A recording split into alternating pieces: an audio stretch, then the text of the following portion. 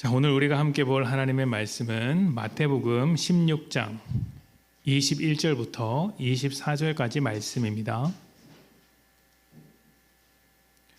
마태복음 16장 21절부터 24절까지 말씀.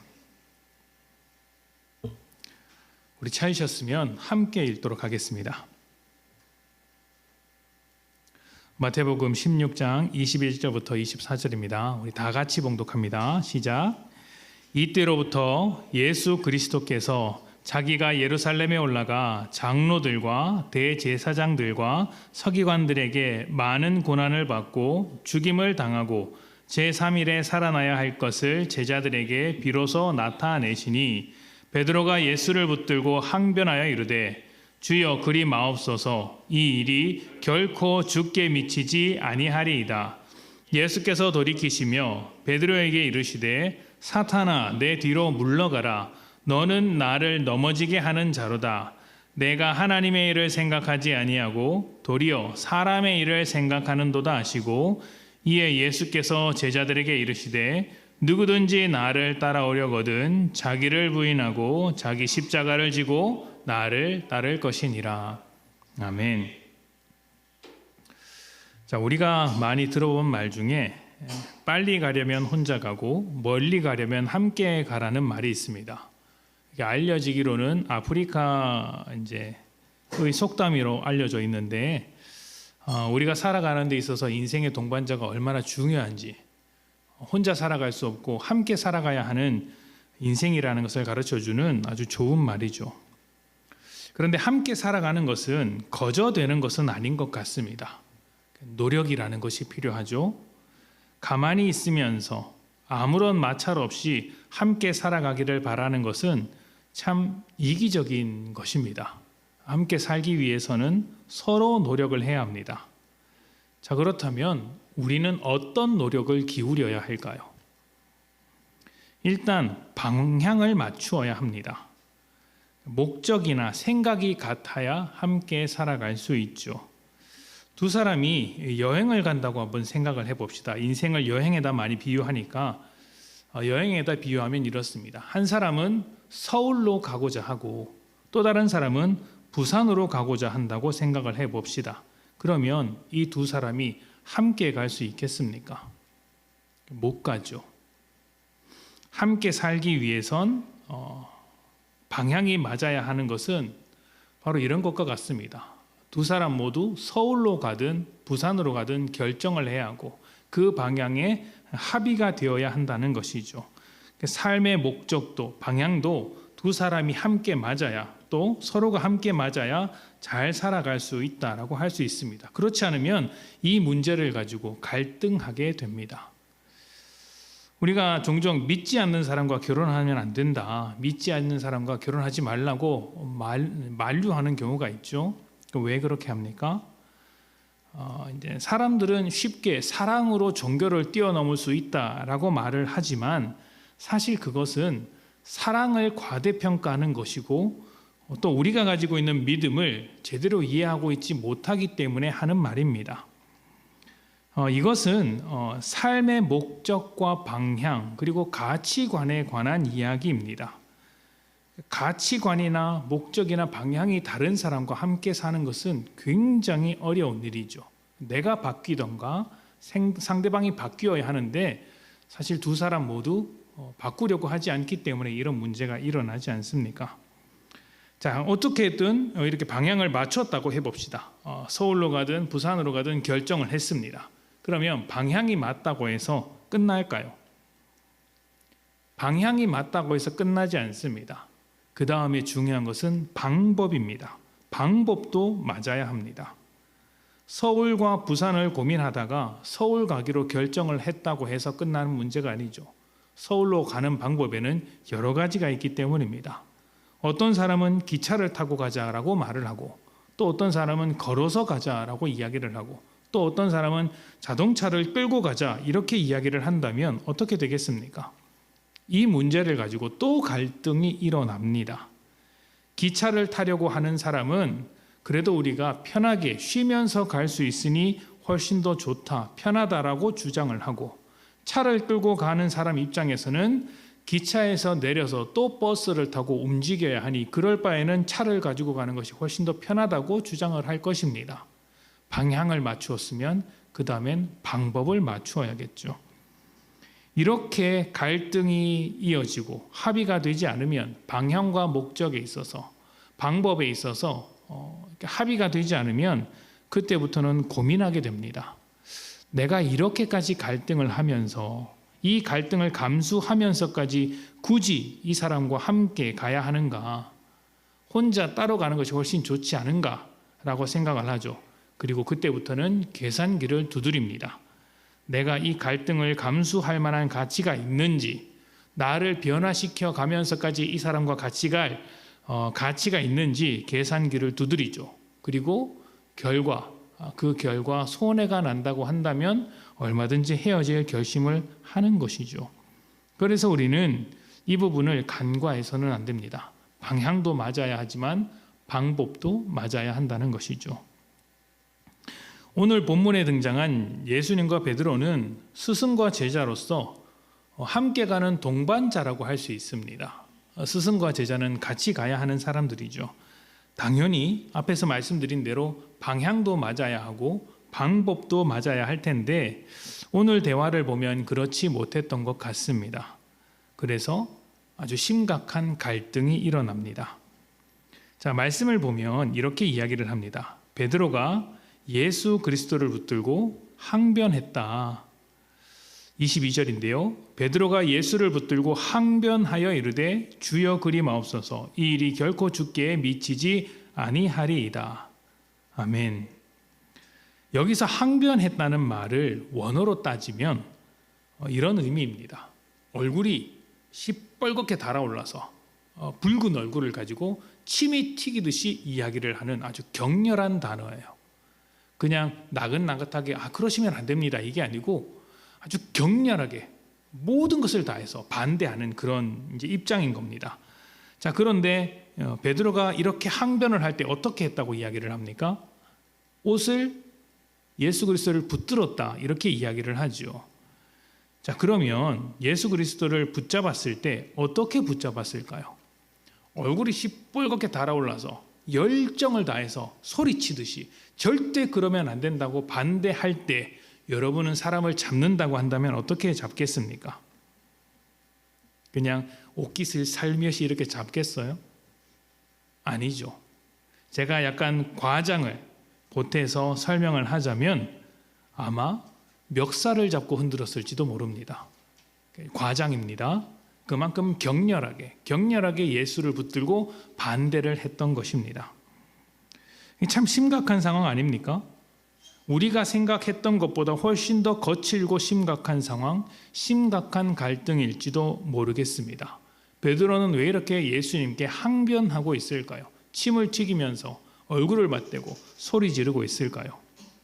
왜 이런 일이 벌어졌을까요? 방향이 맞지 않아서 그렇습니다. 자, 말씀을 봅시다. 21절입니다. 이때로부터 예수 그리스도께서 자기가 예루살렘에 올라가 장로들과 대제사장들과 서기관들에게 많은 고난을 받고 죽임을 당하고 제3일에 살아나야 할 것을 제자들에게 비로소 나타내시니. 아멘. 자, 이 말씀 바로 전에 베드로가 아주 유명한 고백을 합니다. 주는 그리스도시요 살아계신 하나님의 아들입니다 라는 유명한 고백을 하죠. 그러자 예수님께서 이 고백을 들으시고 베드로에게 예수님께서 앞으로 무엇을 할 것인지에 대해서 예수님의 방향과 목적에 대해서 가르쳐 주셨습니다. 고난을 받고 죽임을 당할 것, 그리고 3일에 살아날 것을 비로소 제자들에게 처음 나타내시는 장면입니다. 그 전까지 베드로나 다른 제자들에게 이런 이야기를 하신 적이 없죠. 그러니까 처음 예수님께서 나는 이 방향으로 갈 것이다 라고 가르쳐 주신 장면입니다. 지금 우리가 믿음을 가진 우리가 예수님의 이 말씀을 들었다면 어떻게 생각을 할까요? 마음은 아프지만 감사한 마음이 들 것입니다. 그리고 예수님께서 가시는 길을 막을 수 없죠. 왜냐하면 예수님께서 십자가에 달리지 않으시면 우리는 죄로부터 자유하게 될 수 없고 구원받을 수 없다는 것을 알기 때문에 속상하고 죄송하고 안타깝지만 우리를 위하여 죽으실 예수 그리스도의 사랑을 감격하며 감사할 것입니다. 이게 첫 번째 반응이겠죠. 그리고 구원을 위해 반드시 거쳐야 하는 과정이라는 것을 알기 때문에 말릴 수 없죠. 조용히 침묵하며 예수님의 뒤를 따라갈 것입니다. 그런데 지금 베드로는 뭐라고 합니까? 그렇게 하시면 안 됩니다. 그건 잘못된 방법입니다. 그리 마옵소서라고 예수 그리스도를 말리고 있다는 거예요. 그리고 한술 더 떠서 뭐라고 합니까? 절대 그렇게 하면 안 된다고 예수님을 가르치듯이 항변하고 있습니다. 비난하고 꾸짖고 이런 의미로 사용되는 단어예요.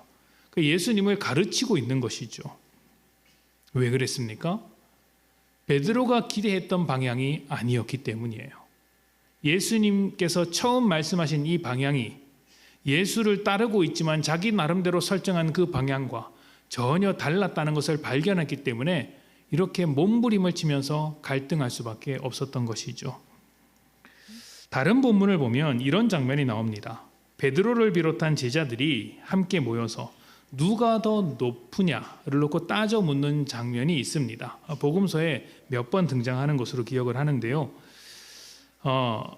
당시 유대 사회에서는 하나님 나라를 누가 세울 것인가에 대한 관심이 많았습니다. 하나님 나라에 대한 이야기를 예수님만 한 것이 아니라 수많은 사람들이 내가 하나님 나라를 세우겠다라고 등장하던 시기였습니다. 그러니까 이 제자들만 또 예수님만 이 관심을 가지고 있는 것이 아니라 그 주변에 있는 모든 유대인들, 바리새인, 사두개인과 같은 사람들도 하나님의 나라가 어떻게 이루어질 것인가에 대한 관심을 가지고 있었습니다. 그런데 그들 모두가 가지고 있었던 하나님 나라는 이스라엘의 독립이었습니다. 로마로부터 독립을 해서 아주 강력한 군주국가, 강대국이 되어서 이 땅을 지배하는 것이 그들이 원했던 하나님 나라였습니다. 그러니까 이 땅에서 잘 먹고 잘 사는 것, 그 이상도 그 이하도 아니었던 것이죠. 제자들도 마찬가지였습니다. 새로운 나라를 건설한 뒤에, 아주 강대국을 세운 뒤에 바로 그곳에서 가장 높은 자리에 올라가고 싶은 것입니다. 그 나라를 세우시는 분은 예수님이니 예수님께서 왕을 하시고 나는 그 밑에서 높은 관리가 되겠다.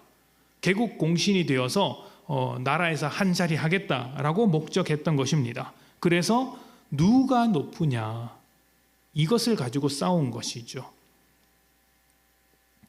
그런데 예수님께서 지금 뭐라고 하십니까?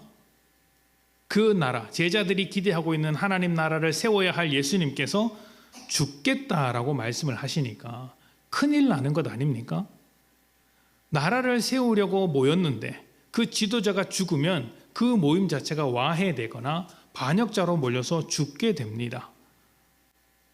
그래서 베드로가 자기의 목표와 꿈이 한순간에 사라질 위기에 놓이는 것을 알게 되자 우리가 생각했던 것과 다르네? 왜 저렇게 말씀하시지? 라고 하면서 예수님의 그 앞에서 훈계하듯이 나무라듯이 항변하여 이렇게 침을 튀기면서까지 이야기를 하는 것이죠.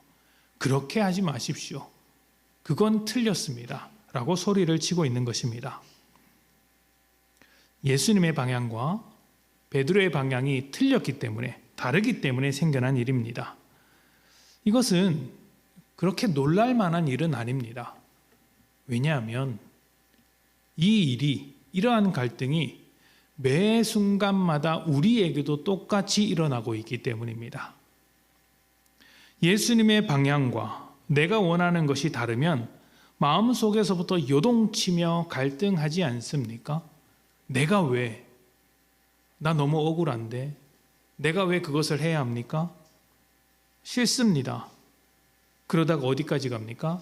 나는 그거 못 받아들이겠습니다. 예수님, 그렇게 하지 마십시오. 하나님, 그렇게 하지 마십시오. 그것은 제가 원하는 것이 아닙니다. 제가 기대했던 방향도 아닙니다. 이렇게 소리를 치죠. 방향이 틀려서 그런 것입니다. 말씀을 한번 봅시다. 마태복음 16장 23절부터 24절입니다. 23절만 보도록 하겠습니다. 예수께서 돌이키시며 베드로에게 이르시되, 방향이 달랐던 것을 이해하자 예수님께서 베드로에게 이렇게 말씀하십니다. 사탄아, 내 뒤로 물러가라. 너는 나를 넘어지게 하는 자로다. 내가 하나님의 일을 생각하지 아니하고 도리어 사람의 일을 생각하는도다 하시고. 아멘. 자, 이 말씀을 이제 보기에 따라서 베드로에게 사탄이라고 말씀하시는 것 같은데 그게 아닙니다. 바로 이전에 베드로가 주는 그리스도시요 하나님의 아들이십니다라고 말했던 그 고백이 베드로가 한 고백이 아니라 하나님께서 고백하게 하신 것이라고 말씀을 하셨어요. 그리고 나서 그건 하나님의 일이죠. 근데 이제 사람의 일을 이야기하고 있는 겁니다. 베드로가 그 잠깐 순간에 자기가 원래 가지고 있었던 그 말을 하는 것이죠. 그러면 그 말을 하게끔 만든 또 누군가가 있을 것 아닙니까? 베드로의 마음속에 침투해서 죄를 심고 베드로가 죄의 방향으로 살아가게끔 한 그 존재, 사탄입니다. 그래서 사탄아, 내 뒤로 물러가라라고 이야기를 하시는 겁니다. 자, 그렇게 하면서 베드로에게 새로운 것을 가르쳐 주시죠. 베드로가 원하는 것은 육신의 일이었고 사람의 일이다. 그런데 예수님께서 하시는 일은 무엇입니까? 하나님의 일이라는 것입니다. 하나님의 일과 사람의 일을 굳이 나누어서 설명하자면 이렇습니다. 하나님의 일은 하나님의 방법과 하나님의 능력으로 하나님의 구원을 이루는 것이고, 사람의 일은 사람의 방법과 사람의 능력으로 스스로 구원을 이루려고 하는 것입니다. 사람이 스스로를 구원하기 위해 여러 가지 일들을 벌이죠. 정치도 해보고 나라를 세우기도 하고 학문도 배우고 기술도 발전시킵니다. 그러나 그 모든 일들이 어떻게 됩니까? 죄 아래에 있는 인간이기 때문에 그 모든 것을 가지고 스스로 구원할 수 없습니다. 아무리 대단한 것을 시도해 보아도 죄인으로 존재하는 이상 큰 변화를 이루지 못합니다. 의미가 없죠. 할 수 있는 것이라고는 죄만 쌓아 나가는 것밖에 없습니다. 그래서 하나님은 바로 죄인, 그 사람, 그 자체를 변화시키려고 하는 것입니다. 세상을 다 변화시켜도 목숨을 잃으면 아무 의미가 없듯이 세상을 다 가져도 새로운 나라를 세워도 그 나라를 이루고 있는 사람, 우리가 죄인이면 그것은 더 이상 새로운 나라가 아닙니다. 하나님 나라가 아니죠. 그래서 하나님은 먼저 하나님의 백성을 세우시는 것입니다. 그래서 하나님의 일이라는 것은 죄로부터 사람을 건져내는 것이고, 그렇게 건짐을 받아서 구원을 받아서 변화된 사람들이 하나님 아래에서 살아가도록 하는 것입니다. 그 삶이 드러나는 나라가 바로 하나님 나라인 것이에요. 베드로는 이것을 몰랐습니다. 이 세상에서 새로운 나라, 새로운 제도, 새로운 정치, 새로운 권력을 잡으면 다 잘 될 것으로 생각을 했습니다. 그래서 예수님과 다투었던 것입니다. 예수님은 나는 사람을 바꾸기 위하여, 너를 바꾸기 위하여 내 목숨을 내어주는 일을 하러 왔다라고 생각을 했지만, 베드로는 나는 그거 필요 없습니다. 나는 내가 원하는 나라를 세우면 됩니다 라고 했고, 이것이 첨예하게 대립하면서 갈등을 일으켰던 것이죠. 우리는 이미 수많은 나라와 제도를 경험했습니다. 그리고 그 속에서는 해답이 없다는 것도 알고 있지 않습니까? 우리의 방향과 예수님의 방향이 다르다고 느껴질 때, 베드로와 같은 갈등이 일어날 때, 우리가 예수님의 방향을 이해하지 못하고 나만의 방향으로 달려갈 때 어떻게 해야 할까요? 하나님의 나라가 아니라 나의 나라, 나의 뜻, 나의 생각을 이루려고 할 때 일어나는 갈등 속에서 우리가 해야 할 일은 딱 한 가지입니다. 마태복음 16장 24절입니다. 예수님께서 베드로에게 이렇게 말씀하십니다. 이에 예수께서 제자들에게 이르시되 누구든지 나를 따라오려거든 자기를 부인하고 자기 십자가를 지고 나를 따를 것이니라. 아멘. 자기를 부인하고 십자가를 지는 것입니다. 하나님의 나라라는 목적을 발견했다면 그것을 이루는 방법도 하나님의 방법이어야 한다. 그게 무엇이죠? 사람의 방법을 거절하고 자기를 부인하고 십자가를 지는 것, 곧 하나님의 방법으로 나아가는 것이죠. 자기를 부인한다는 것은 세상을 향해 가던 나를 멈추는 것입니다. 그리고 십자가를 지라는 것은 이제 예수님께서 보여줄 방법으로 살라는 것이죠. 이것은 우리가 지금까지 알고 있었던 인간의 상식, 사람의 상식을 완전히 파괴시키는 일입니다. 나라를 세우기 위해선 어떻게 해야 합니까? 내가 원하는 일을 이루기 위해선 어떻게 해야 합니까? 힘을 가져야죠. 권력을 잡고 세력을 모으고 돈을 모아야 합니다. 기반을 잘 다지고 큰 군대를 만들어서 세상 그 누구도 넘볼 수 없는 어떤 자리에 선 다음에 내가 원하는 것을 이루어야 합니다. 그런데 예수님께서는 그렇게 하지 않으셨습니다. 예수님께서 나라를 세우는 그 자리가 바로 십자가의 자리였고, 십자가에 달리셨을 때 예수님을 따랐던 수많은 사람들은 흩어졌습니다. 철저하게 홀로 죽임을 당하시면서 그 죽음으로 나라를 세우셨던 것이죠. 예수님의 나라, 하나님의 나라는 자신을 내어줌으로써, 자신을 포기하는 것으로서 세웠습니다. 권력이 아니라 희생으로 세운 것입니다. 말도 안 되죠. 누가 희생하는 것으로서, 포기하는 것으로서 새로운 일을 만들 수 있다고 말할 수 있겠습니까? 말도 안 되죠. 그런데 예수님께서 바로 이 방법으로 하나님 나라를 완성하셨습니다.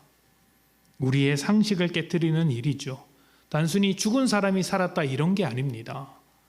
그 모든 방법, 일하심이 우리의 기대와 달랐다. 우리의 예상에서 빗나갔다. 근데 그것이 하나님의 방법이었다는 것을 보여주는 것이 부활이었고 십자가였습니다. 지금까지 살아왔던 모든 삶의 방법을 송두리째 변화시키는 대전환이 일어났다고 할 수 있는 것이죠. 십자가를 지는 모습은 각자 다를 것입니다. 누군가는 내게 필요한 소중한 것을 양보하는 모양으로 십자가를 지을 수 있고, 또 손해보지만 더 희생하는 것으로 십자가를 지을 수도 있습니다. 또 누군가는 다른 사람을 위해 정말 짜증나고 싫어하고 함께할 수 없다고 생각하는 사람이지만 그 사람을 위해 간절히 기도하는 것으로서 십자가를 지을 수도 있습니다. 누군가는 이 자리에 와서 예배하는 것으로서, 다른 시간, 다른 약속을 포기하고 예배하는 것으로서 십자가를 지을 수도 있겠죠. 또 누군가는 남들이 하지 않는 일을 열심히 하는 것으로, 또 내게 주어진 일이나 소명이나 직업을 열심히 하는 것으로서 십자가를 질 수도 있습니다. 각자 다르지만 각자 다른 모양으로 십자가를 집니다. 그러나 동일한 것이 있습니다.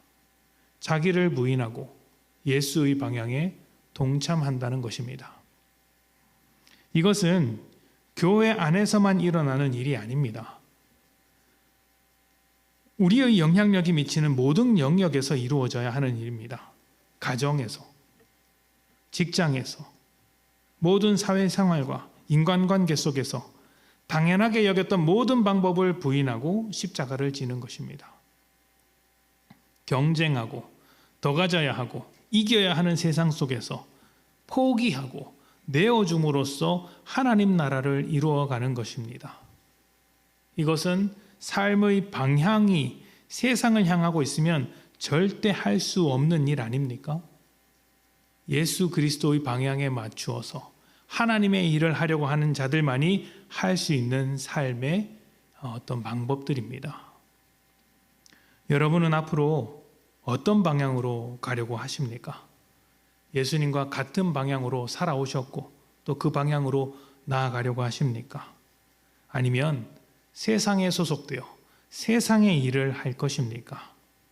하나님께 속한 하나님의 일을 진심으로 원하고 계십니까? 잊지 마십시오. 예수님의 방향은 하나님의 나라였고 그 하나님의 나라를 이루는 방법은 자기를 부인하고 십자가를 지는 것이었습니다. 하나님의 독생자 예수 그리스도께서 하늘 보좌를 부인하고 말구유에서 태어나셔서 종의 모습으로 죽으신 자기 부인이 예수님의 방법이었습니다. 십자가죠.